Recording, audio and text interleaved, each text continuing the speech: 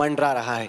ये कितना बड़ा खतरा है भारत की ग्रोथ, रिकवरी और आगे की इकोनॉमिक प्रॉस्पेक्ट्स पर क्या असर पड़ सकता है, इस सब पर चर्चा करने के लिए एजेंडा आज तक में अब हमारी खास मेहमान हैं भारत की वित्त मंत्री, भाजपा की वरिष्ठ नेता निर्मला सीतारमण जी। स्वागत है आपका बहुत बहुत। निर्मला जी, हम स्वागत करना चाहते हैं आपका। सबसे पहले आपसे पूछना चाहते हैं कि ये जो ओमिक्रॉन का वेरिएंट आया है उसको लेके स्टॉक मार्केट्स में लोगों के दिलों में, उनके दिमाग में कई शंकाएं हैं। इस वक्त भारत की इकोनॉमी की स्टीयरिंग व्हील आपके हाथ में है। आप इस नए वेरिएंट के खतरे को किस तरह से देख रही हैं?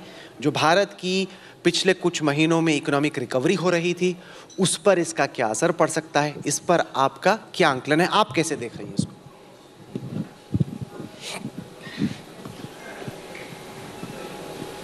हम कभी भी कहते हैं और प्रधानमंत्री जी ज़रूर ये बात को याद दिलाते रहते हैं कि कोविड का प्रोटोकॉल ज़रूर पालन करना, मास्क हो, सोशल डिस्टेंसिंग हो या टेस्टिंग हो, और एडमिनिस्ट्रेशन के तरफ से भी ट्रैक करना, ट्रेस करना और उनको ट्रीटमेंट करना, ये सब बिल्कुल जारी रखना चाहिए।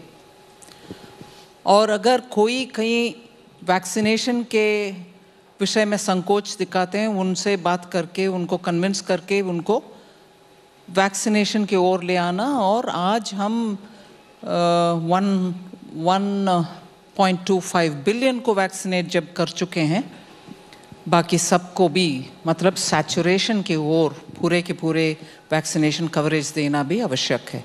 सो ओमिक्रॉन हो और कुछ और वेरिएंट हो, हम तो इसके खिलाफ प्रिवेंटिव स्टेप्स ज़रूर रखना चाहिए। ये है सरकार की अंडरस्टैंडिंग ऑफ द इशू। और कल परसों भी न्यू वेरिएंट के खिलाफ क्या कैसे एडमिनिस्ट्रेशन के ओर स्टेप्स लेना है, इसके ऊपर भी सेंट्रल गवर्नमेंट ने स्टेट गवर्नमेंट्स को पूरे विवरण से चिट्ठी लिखे हैं। सो स्टेट हो, सेंटर हो, एयरपोर्ट्स हो, हॉस्पिटल्स हो, स्कूल्स हो, हर जगह पर हम प्रायोरिटी क्लियरली वैक्सीनेशन की ओर रखना चाहिए, फिर भी प्रोटोकॉल फॉलो करना चाहिए। जैसे जैसे कोविड की सेकेंड वेव खत्म हुई, हिंदुस्तान में कोविड के केसेस की संख्या कम होने लगी, जितनी भी बड़ी कंपनियां थी वो एक बार फिर से भविष्य की ओर देखने लगी, एक नई उम्मीद से, अपने इन्वेस्टमेंट प्लान्स को लेके, अपने टारगेट्स को लेके एक नया अग्रेशन आ रहा था कि ज़िंदगी एक बार फिर से सामान्य होती जा रही है। क्या आपको लगता है कि वो जो एक रिकवरी की कर्व बन रही थी उस पर अब एक क्वेश्चन मार्क लग गया है, क्योंकि ये वेरिएंट यहाँ से कितना फैलता है, कितना बड़ा होता है, कितने लोग इससे ग्रस्त होते हैं, इन सब चीज़ों पर अभी कोई क्लैरिटी नहीं। क्लैरिटी कैसे, किसके मन में क्लैरिटी? एक है जनता के मन में ज़रूर सरकार के ऊपर ये ट्रस्ट है, भरोसा है कि वैक्सीनेशन को तो इतना स्पीडी इम्प्लीमेंट किया और हर जगह किया, मुफ्त में किया, किसी के ऊपर दबाव न किया, मगर ज़रूर इसको आगे बढ़ते गए और आज नंबर हमको देखने के मिल रही है। इसलिए भरोसा, मैं तो मानती हूँ भारत की जनता के भरोसा प्रधानमंत्री जी के ऊपर तो 100% है। और केंद्र सरकार राज्य सरकार के साथ काम कर रही है और हम हर बार इंडस्ट्री के साथ ये बात तो ज़रूर उठाते हैं और उनसे उनके व्यू भी लेते हैं कि क्या इंडस्ट्री के मन में इसके वजह से कुछ डाउट्स है, कि इसके वजह से कुछ रिजर्वेशंस है वगैरह। जहाँ तक इंटरैक्शन होता है, मेरे और मिनिस्ट्री के समझ है कि इंडस्ट्री कॉशन रखना चाहती है, मगर इससे इतना वरीड भी नहीं है कि दोबारा इकोनॉमी थोड़ा ढीला हो जाएगा, क्या ऐसे नहीं है। नहीं तो पिछले महीने से ही वो ओमिक्रॉन के ऊपर बहुत चर्चा और डाउट्स बहुत सारे फैल रही है।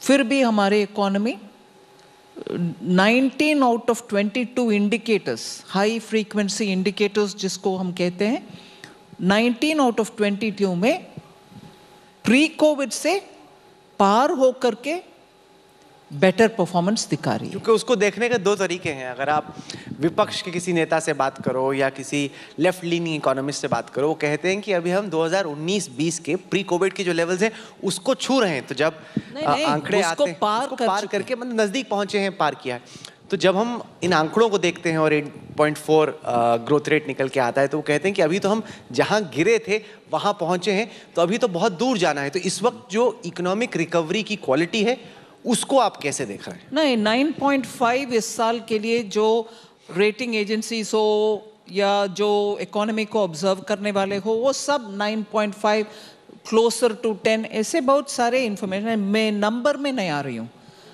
ज़रूर उस स्तर का नंबर ही हम रीच करेंगे, ज़रूर रीच करेंगे।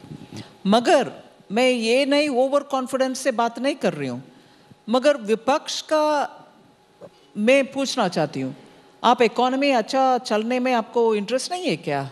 आपको भी इंटरेस्ट है, होना चाहिए कि भारत जल्द से जल्द रिकवर हो, सबको इस डेवलपमेंट के बेनिफिट मिले। और जो हम डाउट करते हैं पूरे भारतीय मानस में ये है कि क्या डिजिटल डिवाइड के कारण गरीब का कुछ फैसिलिटी पहुंच नहीं रहे, एजुकेशन हो, हेल्थ हो वगैरह, वो सबको ब्रिज करने के लिए डेवलपमेंट जितना जल्दी हो सकता है, ग्रोथ कितना जल्दी हाई लेवल पर जाता है, उसके वजह से ही वो ब्रिज कर पाएंगे। हम क्या नेगेटिव एटीट्यूड के साथ बैठ करके नहीं नहीं प्री कोविड नहीं है, उससे कम है, उससे एक मात्रा ज़्यादा है, ये बहस में टाइम फुसूल में स्पेंड करने से बेहतर है उन राज्यों में जहां उनका सरकार है उधर जाकर कुछ काम करें, उनको उनके इकोनॉमी की ओर बोलें कि जल्दी आप इंफ्रास्ट्रक्चर में खर्च करो, जिससे स्पीडीली आपके स्टेट जीएसडीपी बढ़ेगा, उसमें ध्यान करना चाहिए, होना चाहिए।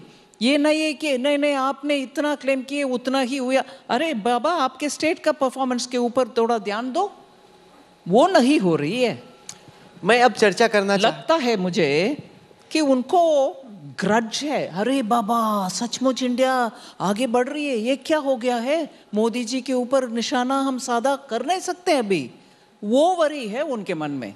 इकोनॉमी बढ़ रही है नहीं बढ़ रही है वो नहीं वरी, बढ़ने में इनके ऊपर एक और निशाना हम डाल नहीं सकते। फिर क्या बचा है हमें? इकोनॉमी ठीक है, हेल्थ में कुछ हो रही है, इंफ्रास्ट्रक्चर ठीक है, चुनाव जीत के आ रही है बीजेपी, बचा कुछ नहीं है, इसीलिए देयर वरीड, नथिंग मोर। मैं आप लोगों को बताऊं कि वित्त मंत्री काफ़ी वक्त के बाद हिंदी में एक इंटरव्यू दे रही हैं और शुरू में काफ़ी इनके जहन में भी शंका थी कि हिंदी में होगा नहीं होगा। ठीक से हो रहा है कि नहीं हो रहा है? हा? समझ पा रहे हैं? Thank you. देखिए सब आपको 10 में 10 दे रहे हैं।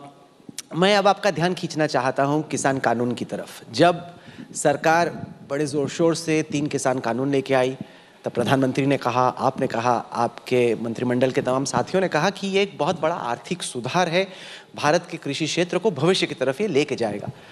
अब आपने उस पर एक तरीके से यू टर्न किया, पीएम ने माफ़ी मांगी, कानून हम लोगों ने वापस लिए, सरकार ने।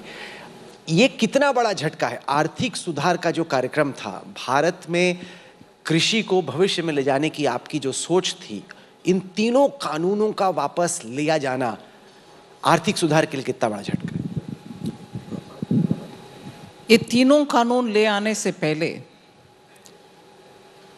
विस्तार से चर्चा गोष्ठी हुई, हर सेक्टर, हर सेगमेंट जो इसके स्टेक होल्डर माना जाता था उन सब से कंसल्टेशन हुआ।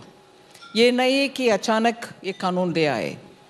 और आज इस संदर्भ में प्रोटेस्ट के साथ हाँ में हाँ बरवाने ऑपोजिशन वाले को मैं पूछती हूँ, उनके मैनिफेस्टो में भी इन कानून का जिक्र है, उनके राज्यों में भी इसका एक अंश 2 अंश फुल्ली इम्प्लीमेंटेड है।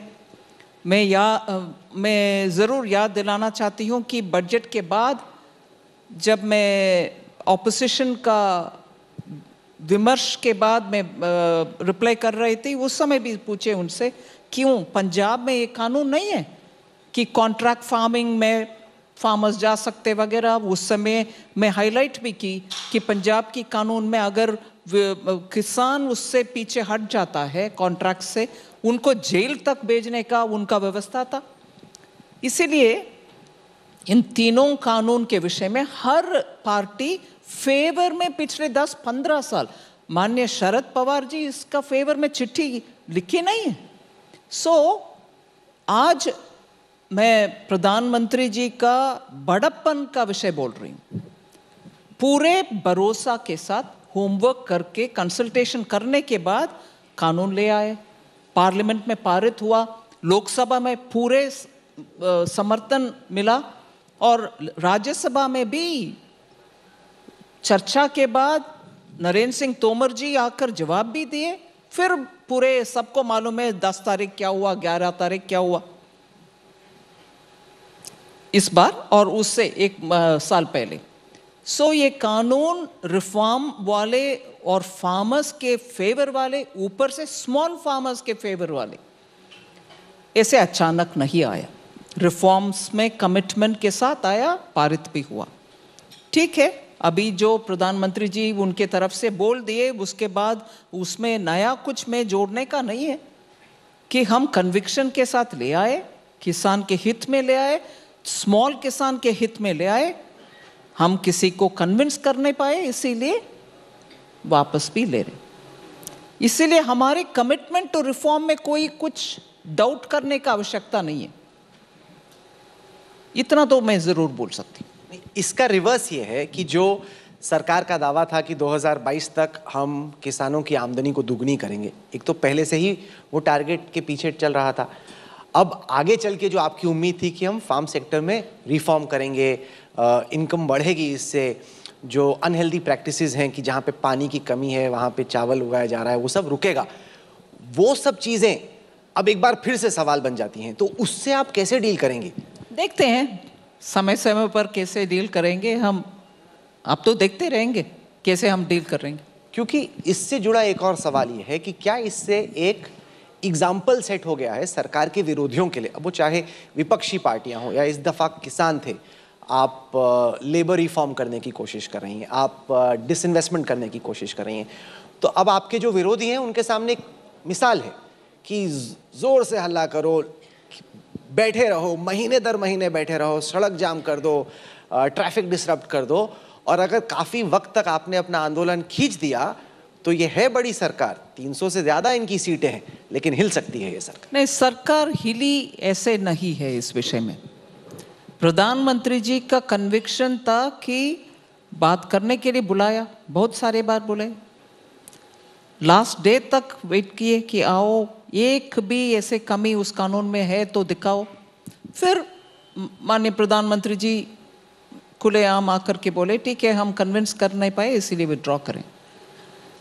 हर विषय में ऐसे थोड़ी ना चलता है। You will have to have certain commitment and your hypocrisy बार बार दिखने में आएगा ना, कि इस बार जहां किसान के कानून है उसमें तो आप बार बार आपके मैनिफेस्टो में डालने के बाद भी आप विरोधी के पक्ष में खड़े हो गया। जनता भी देखती है ना, आप कितने बार विरोध में, जब आप ही के पोजीशन था उसके खिलाफ कितने बार खड़े हो रही हो, जनता भी विल बी वॉचिंग। क्योंकि इस वक्त सरकार की 6 लाख करोड़ की एक एसेट मोनेटाइजेशन पाइपलाइन है, जिसमें विरोधी थे, कुछ सरकार के वर्कर्स भी थे जो गवर्नमेंट एम्प्लॉइज हैं।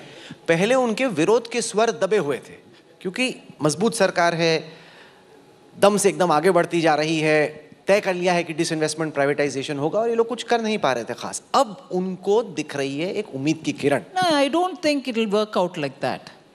उम्मीद की किरण इसमें से नहीं है। उनके वीकनेस के ऊपर वो सोचना चाहिए कि हर बार सिर्फ प्रोटेस्ट के वजह से, प्रोटेस्ट के दूसरी पहलू भी लोग देख रहे हैं ना, जैसे कि पार्लियामेंट में एक प्रश्न का जवाब देते हुए इससे क्या नुकसान हुआ इन टर्म्स ऑफ रेवेन्यू, शायद रोड्स मिनिस्ट्री, पता नहीं कौन सा मिनिस्ट्री, 4200 करोड़ तक वो टोल टैक्स कलेक्शन वगैरह। जनता भी देख रही है कि कहाँ से इसका असर पड़ रहा है। इतना आसान भी नहीं है कि हर एक का विरोधी जो वॉइस दबा हुआ, यू वे टेलिंग, वो दबा हुआ वॉइस, इससे इंस्पिरेशन इतना जल्दी ले नहीं सकते हैं। सो आप कह रहे हैं जो कमिटमेंट है प्राइवेटाइजेशन को लेके, डिसइन्वेस्टमेंट को लेके, बरकरार है उसमें क्योंकि किसान कानून वापस लिए गए, आपको नहीं लग रहा कि बाकी जो सरकार के सुधार के कार्यक्रम है उस पर कोई असर पड़ेगा? असर नहीं पड़ेगा, ये कन्विक्शन है आपकी? हाँ बिल्कुल। क्योंकि जोर से पहले तो फार्म लॉस के बारे में भी सरकार ने यही कहा था कि जो मर्जी विरोध कर ले, जितना लंबा विरोध कर ले हम वापस नहीं लेंगे, लेकिन क्योंकि हमारी कन्विक्शन था। हाँ, फिर कन्विक्शन कमजोर पड़ गया? नहीं, कन्विक्शन इसीलिए कंफर्म करते हुए भी क्योंकि you wanted to be sure that सबको कन्विंस किया। ठीक है, कन्विंस नहीं हुआ, वापस लेते हैं। तो सब तो कभी भी कन्विंस नहीं होते। एयर इंडिया की प्राइवेटाइजेशन हो, आईओसी हो, सब लोग एक साथ कन्विंस हो जाएं, वो तो किसी लोकतंत्र में या किसी भी देश में, किसी भी समुदाय में कभी भी संभव नहीं है।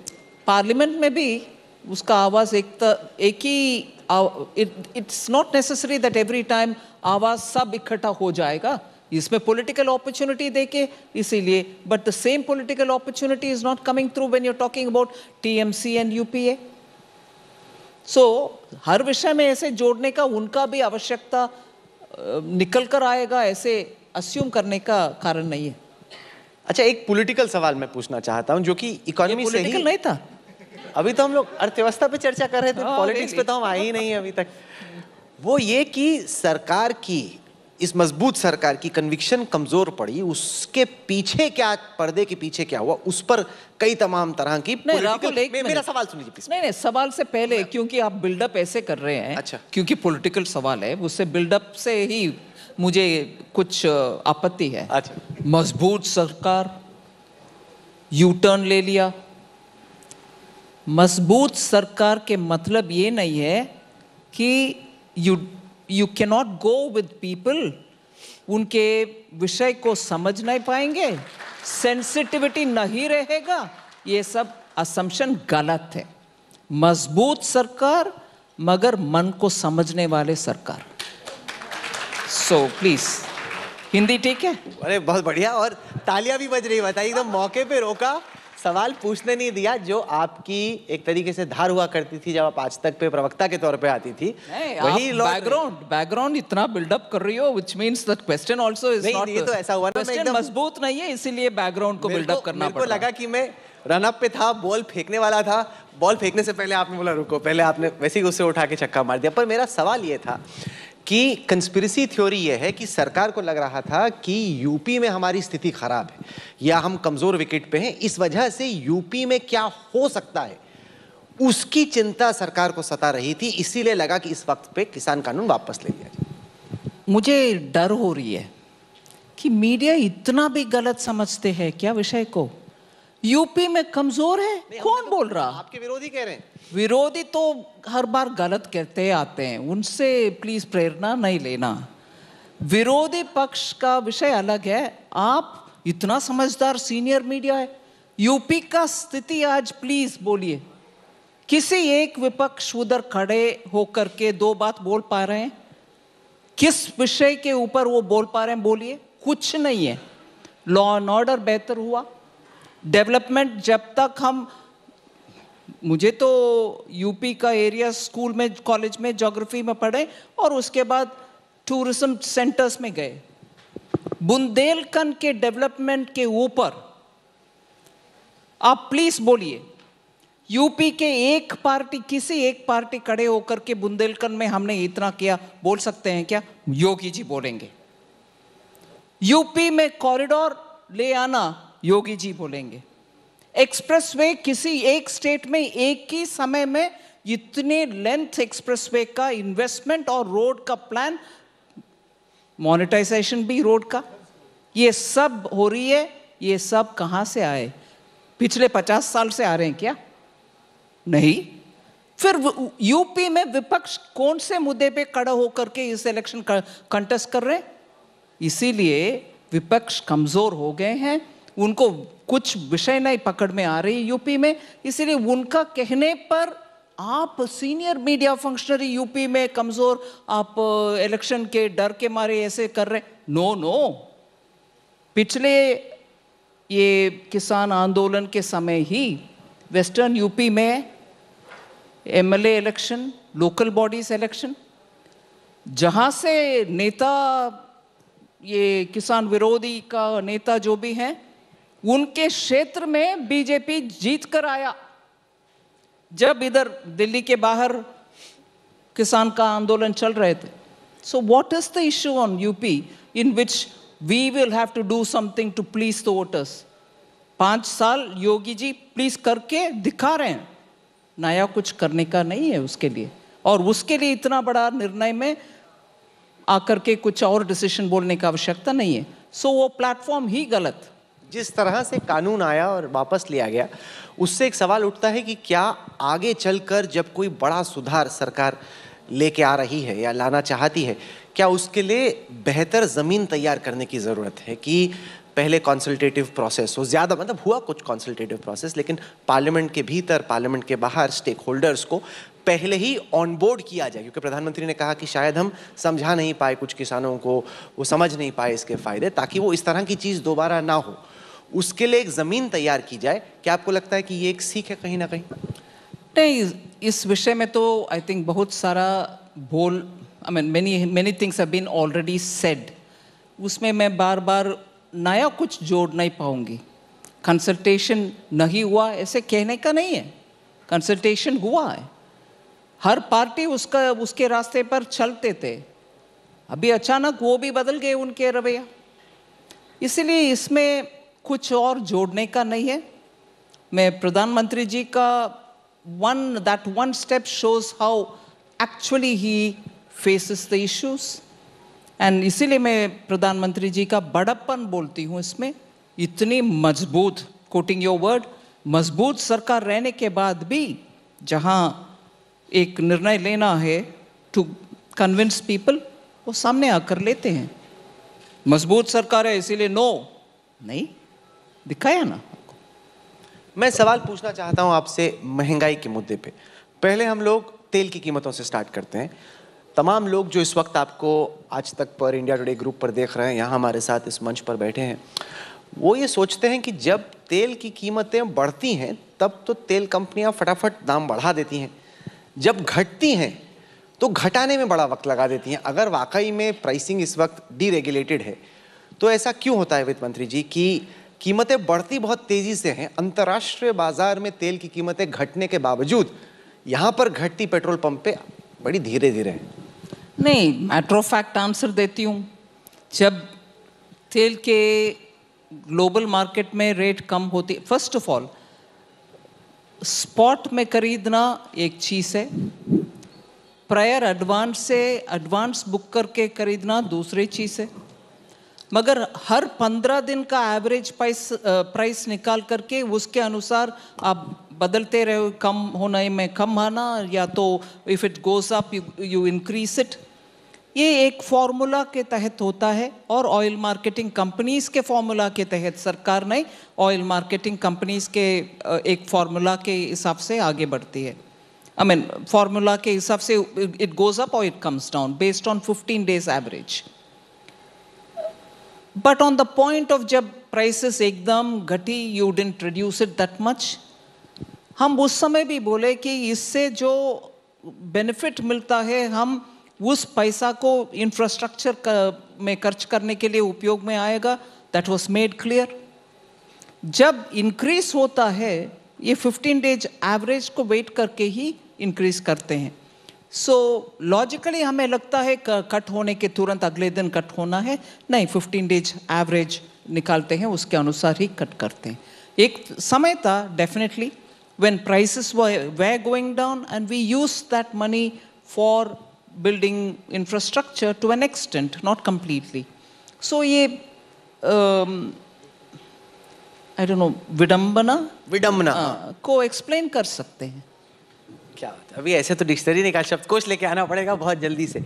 अच्छा, महंगाई आपको इस वक्त कितना सता रही है? क्योंकि मैं कुछ प्रोडक्ट्स की कीमतें देख रहा था जो कि हर रोज़ आम आदमी लोग खरीदते हैं, खाते हैं अपने घर में, और मैं वो चार्ट्स भी लेके आया। मस्टर्ड ऑयल हो, तूर अरहर, आटा, चावल, अगर हम बीते साल की तुलना में आज देखते हैं तो कीमतें काफ़ी बढ़ चुकी हैं।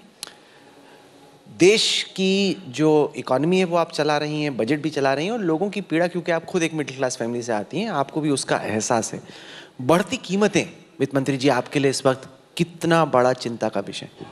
नहीं, first of all middle class will get affected each time price में फर्क आता तो, पर्टिकुलरली खाद्य पदार्थों में प्राइसेस इंक्रीज होने में it affects the families immediately, no doubt on that. और उसके लिए तुरंत हम इनफॉर्मली एक ग्रुप ऑफ मिनिस्टर्स भी हैं जो बैठते हैं और इंपोर्ट इंक्रीज करने के लिए और कस्टम्स ड्यूटी रिड्यूस करने के लिए हम वैसे मेशर्स समय समय पर टेकअप करते हैं। और import of oil, particularly edible oil में पाम ऑयल इंपोर्ट का भी हमने बोथ क्रूड एंड रिफाइंड का भी स्टेप्स लेकर आए। मगर एक विषय हम डेटा के ओर देखने में, इंडिया का इन्फ्लेशन, मैं टेक्निकल बात बोल रही हूँ जो विल नॉट कन्विंस पुअर और मिडिल क्लास, मगर ये रिकॉर्ड में रखने के लिए मैं बोल रही हूँ।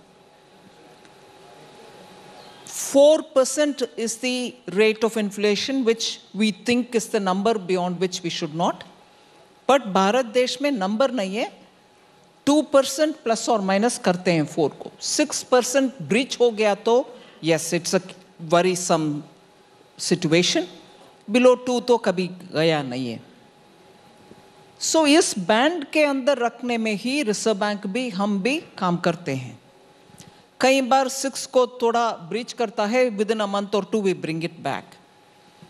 एंड ये जवाब मैं बोलने में शुरू करने से पहले ही मुझे मालूम है कि आप तुरंत मुझसे पूछोगे वो तो 7 साल के पहले की कहानी है, आप क्या बात करो, अब की बात ही कर रही हूँ। 10% एंड 12% लेवल तक हम कभी पहुंचे नहीं है और पहुंचेंगे भी नहीं है। कंट्रोल में 6, विद इन 6 ही रख रहे हैं। मगर ये नंबर्स से कुछ राहत मिडिल क्लास को नहीं मिलेगा, वो बात सही है, मैं मानती हूं भी। मगर ये जो सरकार चलाने के समय, उनके ज़माने में 10 तक इन्फ्लेशन गया, आज वो खड़े होकर बोल रहे हैं इन्फ्लेशन महंगा है महंगा है। अरे भैया, आपके ज़माने में तो 10 और 12 तक गया इन्फ्लेशन। उस समय क्या आप कितने स्टेप्स लिए, वो बात भी बोलिए। हम तो पक्का immediately import of grains, imports of not grains, pulses, दाल दलहन का इंपोर्ट में तुरंत हमने कार्रवाई की, इंपोर्ट करवाई। और seasonal vegetables, particularly fruits, tomatoes और फ्रूट्स एंड वेजिटेबल्स में, अनियंस में पीरियोडिकली ये साइक्लिकल प्रॉब्लम भारत में है, उसका स्टोरेज का। और इस बार हम भूलना नहीं है एक्सेसिव फ्लडिंग। आज भी महाराष्ट्र में एक्सेसिव फ्लडिंग के वजह से प्याज के उत्पादन में बहुत ही असर आ रहा। साइक्लोन के वजह से बहुत सारे पोटैटो का क्रॉप ईस्टर्न स्टेट्स में अफेक्ट हुआ। सो आपदा के कारण भी हमें झेलना पड़ रहा बहुत सिचुएशंस, उसके लिए तुरंत हम स्टेप ले रहे हैं। सो यह संज्ञान में है। एक जो बड़ी मांग इस वक्त संसद में विपक्ष उठा रहा है, कुछ हद तक जो किसान विरोध कर रहे थे वो उठा रहे हैं, वो है मिनिमम सपोर्ट प्राइस की। वो कह रहे हैं कि जब मोदी जी चीफ मिनिस्टर थे 2011 में, वो एक कमेटी के हेड थे, जब बीजेपी ही विपक्ष में बैठ के कहती थी कि किसानों को 23 जो फूड प्रोडक्ट्स हैं जो कि एमएसपी के दायरे में आते हैं, उसमें एक minimum support price guaranteed by law होना चाहिए, कि कानून का एक हिस्सा होना चाहिए। इस मांग को आप कैसे देखती हैं? पहले विषय तो एमएसपी में 23 आइटम्स है, उनका हर क्रॉप, मतलब रबी हो खरीफ हो, उसके पहले समय से पहले ही फिक्स करना एमएसपी रेट और उसको घोषणा करना, जिससे किसान को वो प्राइस ठीक लगे तो वो क्रॉप कल्टीवेट करेगा, नहीं तो कुछ और चूज कर लेगा। ये प्रक्रिया 2014 से समय पर हर क्रॉप के पहले और अच्छा सा रेट घोषणा करना मोदी जी के सरकार आने के बाद ही हो रही है। मैं दावे के साथ कह सकती हूँ कि इससे पहले की सरकार में गेहूं और धान के ऊपर ही पूरे ध्यान उनका था। बाकी सभी क्रॉप के ऊपर I don't think they ever announce, maybe cotton once in a way, maybe something else some other time. So MSP के ऊपर न्याय के साथ काम करना और समय से पहले घोषणा करना और मैक्सिमम प्रोक्योर करना। किसी किसान को वापस भेजा नहीं गया कि नहीं नहीं भैया एमएसपी तो घोषणा की मगर जो प्रोक्योर करना, जो राइट फॉर फूड के नाते जितना प्रोक्योर करना उतना हो गया, आप वापस चले जाओ, ऐसे किसी एक किसान को भी हमने कहीं नहीं बोला है फॉर दोस अनाउंस्ड एमएसपी। इसीलिए एमएसपी का क्वांटम प्रोक्योरमेंट, एमएसपी का प्राइस घोषणा और एमएसपी का पैसा तुरंत फार्मर के अकाउंट में डीबीटी को उपयोग करते हुए सीधा टोटल अमाउंट उनके अकाउंट में जाना, ये सब इन अ वे रेवोल्यूशनरी लेवल को मोदी जी के सरकार में ही हुआ है। सो आई वुड वांट टू से एमएसपी एंड इट्स परफॉर्मेंस, इस सरकार का देखने के बाद पुराने सरकार से कंपेयर करते हुए इसको एक बार इस विषय में चर्चा होना चाहिए कि क्या इस बार एमएसपी, पिछले 7 साल में एमएसपी, हर एक क्रॉप में एमएसपी, इसका क्या हुआ, कितना पैसा ट्रांसफर हुआ किसानों के अकाउंट में, ये देखना चाहिए। ये इसके ऊपर जेन्युइन चर्चा होना चाहिए। पर क्या आप एमएसपी की कानूनी गारंटी दे सकती हैं या देखने के बारे में सोच रही हैं? आप कैसे देखती हैं इस मांग को और इस सवाल को? मैं कैसे इसके एमएसपी के चर्चा में भाग लगूं आपके सामने मीडिया में खुले में जब पार्लियामेंट इज इन सेशन। ये देखिए आया बाउंसर, मैडम एकदम झुकी, बहुत अच्छी से उन्होंने अवॉइड कर दिया बॉल को कि मैं इसका जवाब ही नहीं दे सकती, और पार्लियामेंट चल भी रहा है और बात भी आपकी वाजिब है। नहीं तो मैं निकलने से पहले Rahul Kanwal breaking news parliament. इससे जुड़ा एक दूसरा सवाल पूछता हूं, वो ये कि क्या वित्त मंत्रालय ने कोई आंकलन किया है कि अगर हम 23 जो खाद्य पदार्थ हैं उस पर एमएसपी देते हैं तो सरकार का खर्चा कितना आएगा? मैं इसलिए पूछ रहा हूं क्योंकि कुछ सरकारी सूत्र कहते हैं कि 17 लाख करोड़ का खर्चा आएगा, जो कि देश का जो कुल बजट है उसका करीब आधा है। अगर हम इतना पैसा एमएसपी पे दे देंगे तो सरकार के पास सड़क बनाने के लिए, हाईवे बनाने के लिए, एयरपोर्ट बनाने के लिए पैसे कम बचेंगे। दूसरे तरफ जैसे अगर योगेंद्र यादव हैं या बाकी ऐसे लोग हैं, वो कहते हैं कि नहीं, 1 लाख करोड़ से भी कम का खर्चा है अगर सरकार एमएसपी की कानूनी गारंटी देती है। क्या सरकारी जो इकोनॉमिस्ट हैं, अफसर हैं, उन्होंने कोई आंकलन किया है कि खर्चा कितना लगेगा इस पर? नहीं, पहले विषय में इसीलिए बात ऐसे जवाब दी पिछले प्रश्न के लिए। हमारी सरकार 2014 में आने के बाद हर साल में कितना एमएसपी किसान को मिला, कौन सा क्रॉप के नाम पर मिला, ये तो खुला ओपन पब्लिक डोमेन में अवेलेबल है। इसको कैलकुलेट करने में किसी को दिक्कत नहीं होगा और नीति आयोग से भी डेटा अवेलेबल है। कंपेयर करके देखिए, पिछला कितनी भी 10 साल 15 साल का सरकार एमएसपी में उनका परफॉर्मेंस से कंपेयर करने में आपको मालूम होगा कि कितने क्वांटिटी और कितने रुपया की खर्च इसके ऊपर हुआ है। ये पब्लिक डोमेन में अवेलेबल है आपको। अच्छा, अब मैं आना चाहता हूं उस मुद्दे पर जो कि फ्लेवर ऑफ द सीजन है एक तरीके से, वो है क्रिप्टो करेंसी का। और देश भर में चर्चा चल रही है, हमारे दफ्तर में भी, कॉलेज में। आज मुझे कोई बता रहा था कि स्कूल में पढ़ता उनका जो लड़का है वो भी क्रिप्टो में पैसा लगा रहा है और लगाना चाह रहा है, और एक तरीके से वायरल हो रहा है ट्रेंड, क्रेज। तो देश के वित्त मंत्री के तौर पे कानून पे क्या होगा, ये उस पर हम बाद में आएंगे। मैं पहले आपसे जानना चाहता हूँ निर्मला जी कि आप क्रिप्टो करेंसी को कैसे देखती? आप पिक्चर दिखा दिया उसका, आपके ऑफिस में आप है और बाकी सब भी हैं, कॉलेजेस के स्टूडेंट्स में इतना विस्तृत उपयोग में क्रिप्टो है, मैं आपसे समझ रही हूँ। जी, आप मुझसे जान रहे हैं? मेरे को लगा कि वो नहीं, आपके ऑफिस तक क्रिप्टो पहुंचा ये तो मुझे मालूम नहीं है। अच्छा। ये जरूर जांच का विषय है। जांच का? किससे जांच? आईटी ईडी से जांच तो नहीं करानी ना? जांच मैं नहीं करती कभी भी। ठीक है, आपने बोला जांच का विषय, आजकल जांच से सब डर रहे, पता नहीं कैसी जांच हो जाएगी। लेकिन नहीं, सवाल ये है कि इस वक्त बहस हो रही है कि क्रिप्टो करेंसीज को कैसे रेगुलेट किया जाए। जैसे चीन ने एक तरीके से बैन लगाया, एक वो रास्ता है। एल सैल्वाडोर छोटा देश है लेकिन वहाँ पे क्रिप्टो करेंसी को उन्होंने इजाज़त दी, तो ट्रेडिंग वहाँ पे स्टार्ट हुई। आप और आपके अधिकारी भारत में क्रिप्टो करेंसी के साथ क्या किया जाए और कैसे, इस सवाल को आप कैसे देखते हैं? एक्चुअली परसों मंगलवार शायद राज्यसभा में क्वेश्चन आवर में इसके ऊपर विस्तार से विपक्ष तो कुछ और कारण से हाउस में नहीं थे, ज़्यादातर रूलिंग पक्ष में से बहुत सारे एमपीस इस विषय में प्रश्न उठाया। मैं इतना ज़रूर कह सकती हूँ कि एक बिल अभी कैबिनेट को लेके जाने का कगार में है।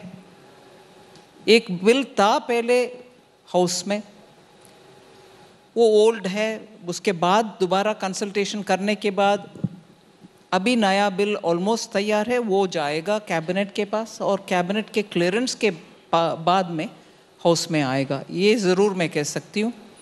और हाँ, चाइना ने बैन किया है, ये कहते हुए भी मैं इसको पहले बार नहीं बोल रही हूँ और सेशन में पार्लियामेंट है फिर भी ये बोल रही हूँ, मतलब पार्लियामेंट में बोल चुकी हूँ, इसीलिए इस लाइन को अभी बोलने में संकोच नहीं है कि फिनटेक इंडस्ट्रीज में भारत में अच्छा एडवांटेज है, हमारा युवाओं का बहुत इंटरेस्ट है।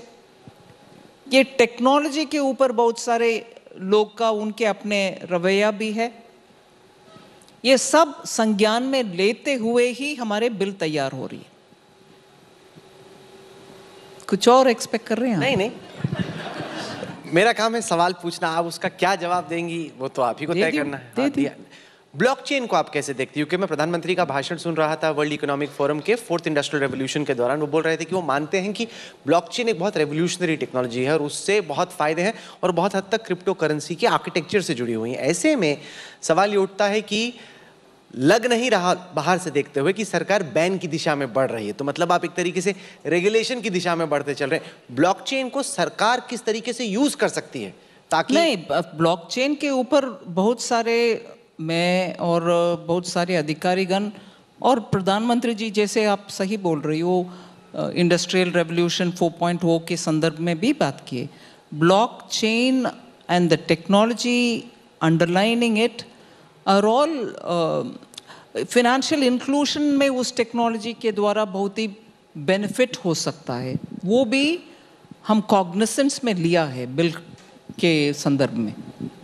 इस वक्त एक के बाद एक यूनिकॉर्न निकल के आ रहे हैं। यूनिकॉर्न अमूमन वो चीज़ होती है जो साधारण तौर पे नहीं दिखती, लेकिन मैं हाल ही में एक स्टोरी देख रहा था कि 40 से ज़्यादा यूनिकॉर्न तो इसी साल में आए हैं।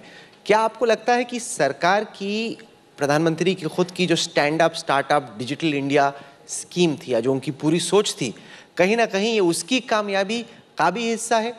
बिल्कुल, 2015 से स्टार्टअप के साथ एंगेजमेंट्स और स्टार्टअप के साथ बैठ कर के उनका रिक्वायरमेंट समझना और बहुत सारे फिस्कल मेशर्स उनके फेवर में देना है। और ईसॉप के विषय में भी बहुत चर्चा पिछले बार और 2019 में मैं भी उनके साथ बैठकर बात की।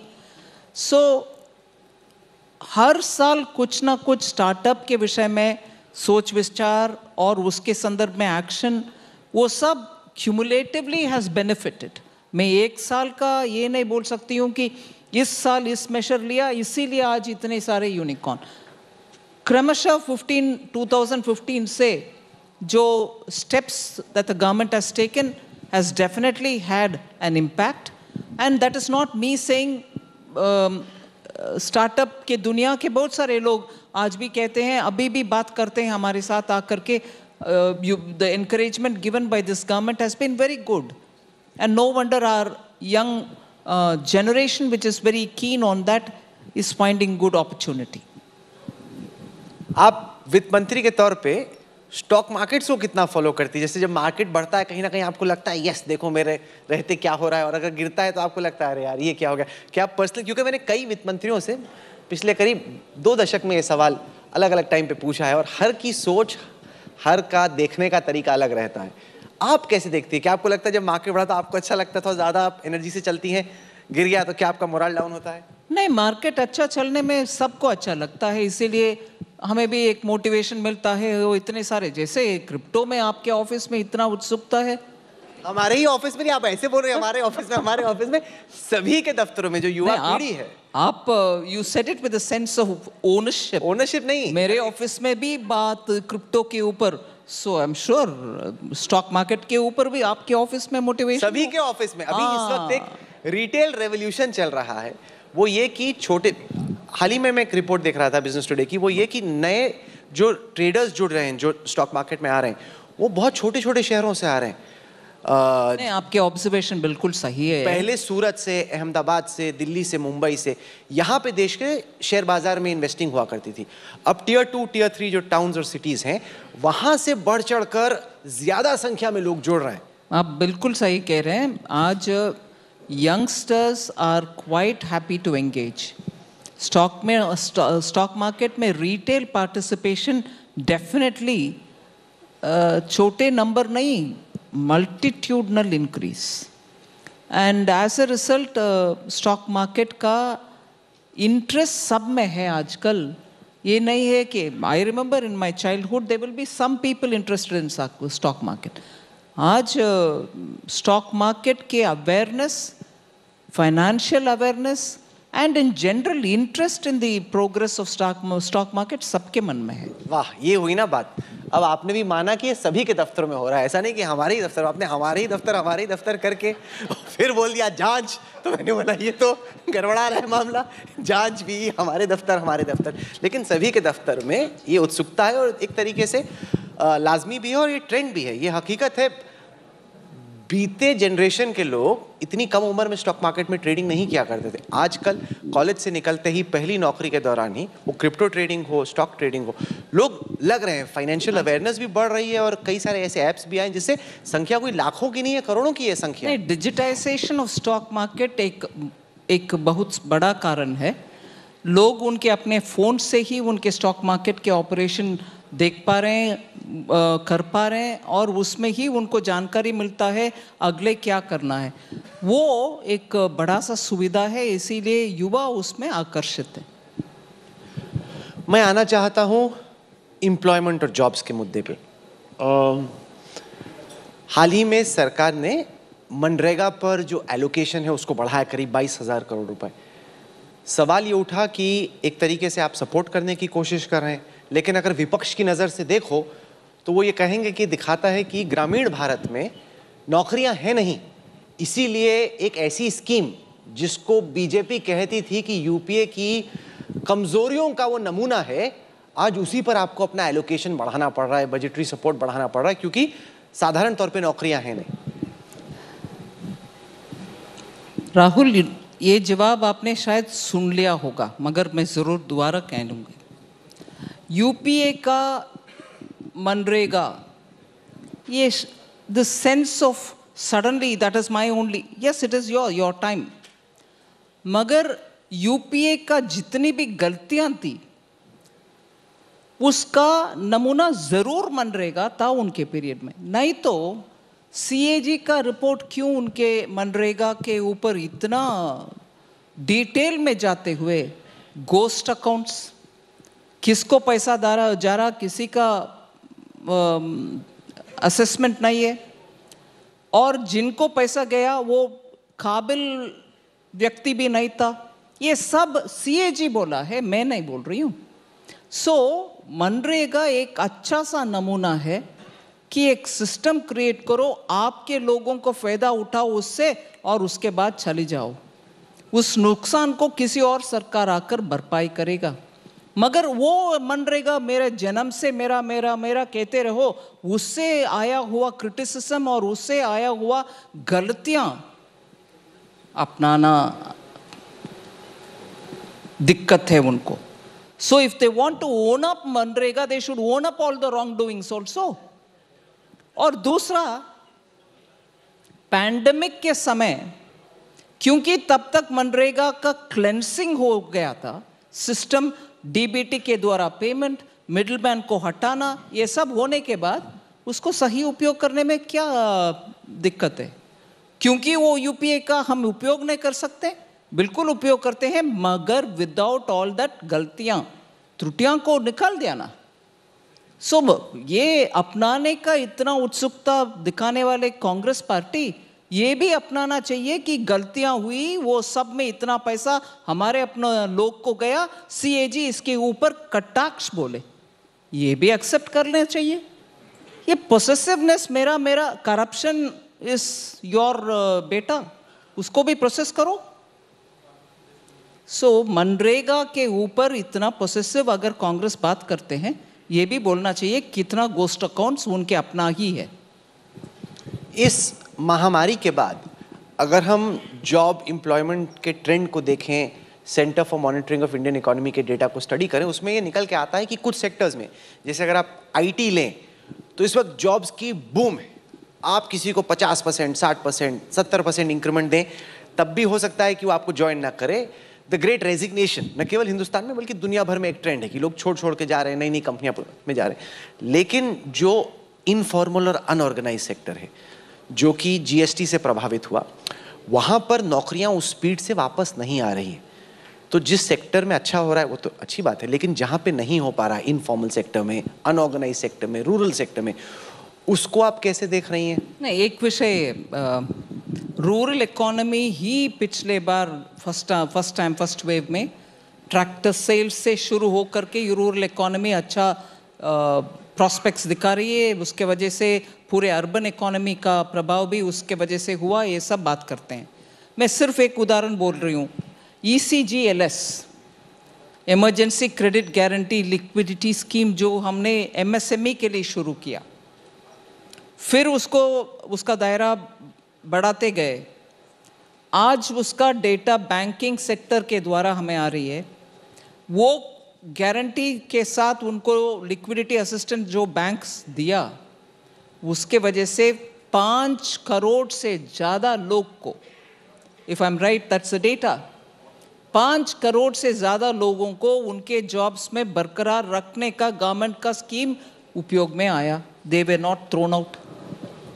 अगेन कोविड के समय ही, क्योंकि हमने EPFO के द्वारा 24% जो EPFO में भर्ती होता है, एम्प्लॉयर्स 12% और एम्प्लॉयज़ 12%, वो भी हमने तब से पिछले साल से शुरू हो करके इस साल तक और अभी एक्सटेंड भी किए। उसके कारण 15,000 से कम सैलरी वाले सबको उसका बेनिफिट हुआ। एम्प्लॉयमेंट के विषय में ये सब भी हम ध्यान में लेना चाहिए। तीसरी, आज बहुत सारे माइग्रेंट वर्कर्स जो वापस जा रहे हैं, मैं उन इंडस्ट्री लीडर्स से बात करने में ये समझ में आ रहा है, और वो बोलते हैं भी कि बहुत सारे हमारे यहाँ जो काम करते थे वो वापस नहीं आए, but when you talk to them they say newer people are coming and joining. आज bargaining power of the labor was also gone up, and there is a reshuffle in the working or the way in which informal sector is getting moved. Last बात, ये श्रम portal में आज registration का number देखिए, that is informal sector workers. कुछ सवाल हम लेते हैं, हमारे साथी हैं वो सवाल पूछना चाहते हैं। अशोक सिंघल, पूछिए अशोक।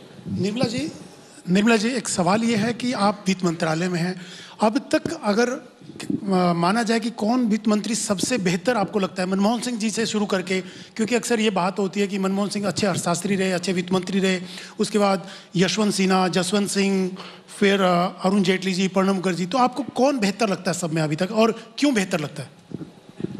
मैं इस प्रश्न का जवाब मैं देने के लिए राइट पर्सन नहीं है, क्योंकि मैं अभी वित्त मंत्री का स्थान पर बैठे बैठे मैं दूसरे के ऊपर जजमेंट करना अभी ठीक नहीं लगेगा। देखते हैं, समय आएगा जब आई कैन आंसर यू। क्या आप अभी अपनी लेगेसी के बारे में सोचने लग गए हैं? क्योंकि वित्त मंत्रालय एक ऐसा विभाग है जहां पे लोग न केवल किताबें लिखा करते हैं, लेकिन अक्सर स्मरण किया करते हैं कि आप एक ऐसी कुर्सी पे बैठी हैं जहां पे कभी प्रणब दा थे, चिदम्बरम जी थे, जेटली जी थे, मनमोहन सिंह थे, अलग अलग फाइनेंस मिनिस्टर रहे। आपको उस गद्दी का, आप जहां जिस पोस्ट पे बैठी हैं, उसकी जिम्मेदारी का या उसके हिस्टोरिकल इम्पोर्टेंस का कहीं ना कहीं बोझ रहता है आपके ऊपर? मैं एक आई डोंट नो कितना समय आपके हाथ में है, 2 मिनट एक्स्ट्रा लूंगी इस जवाब के लिए। मैं जब 19 में इस मंत्रालय में आई, normally North Block South blocks में ये बोर्ड होता है कि इससे पहले कौन कौन थे। डिफेंस मंत्रालय में एंटर होते हुए वो बोर्ड देखती थी और माय गॉड इतने सारे वरिष्ठ लोग मेरे से पहले थे, वो मन में आता था। मगर फाइनेंस में वो बोर्ड नहीं था। सो आई टोल्ड माई PS से ये क्या है, फाइनेंस मिनिस्ट्री इतना वरिष्ठ और this building speaks of so much, इसमें इससे पहले कितने वरिष्ठ लोग थे, ये देखने के लिए कहाँ जाना है। बोर्ड नहीं था और इंस्टीट्यूशनल मेमोरी हमारे यहाँ इतना कमजोर, सिर्फ फाइनेंस में नहीं शायद भारत देश में। आखिरकार 6 महीने के बाद वो बोर्ड लगवाई मैंने, और आज भी एक बार कम से कम अंदर होते होते देखती हूँ, माय गॉड इतने सारे big people have been here. वो देखने के समय ये भी याद आता है इनके समय में क्या क्या गलती हुई, वो गलती मैं रिपीट ना करूं, ये भी याद आता है मुझे, मैं देखती हूँ उसको। निर्मला सीतारमण जी, आज आप एजेंडा आज तक के सेशन में आई, बहुत बहुत शुक्रिया आपका। ये आपका जो इंटरव्यू था, जो हमारी आपसे बातचीत थी, वो बेहद ख़ास थी। वो इस वजह से भी क्योंकि आपने हिंदी में तमाम सवालों के जवाब दिए, और इसलिए भी क्योंकि अब बहुत जल्द ये बजट मोड में आ जाएंगी। तो जैसे ही बजट मोड में गई तो इन्होंने अपने दफ्तर में गई, वहाँ लॉक कर दिया, वहाँ किसी को ना आने की ना जाने की इजाज़त है। तो अगली दफ़ा जब इस तरह के मंच पे आएंगी तो बजट के बाद ही होगा, और हमें उम्मीद है कि आप इंडिया टुडे ग्रुप के ही मंच पे आएंगी बजट के बाद, समझाएंगी कि आपने क्या किया, क्यों किया, और एक बार फिर से हम इस सिलसिले को आगे ले जा पाएंगे। लेकिन आप जुड़ी हमारे साथ एजेंडा आज तक के इस मंच पे, आपने तमाम सवालों का जवाब दिया।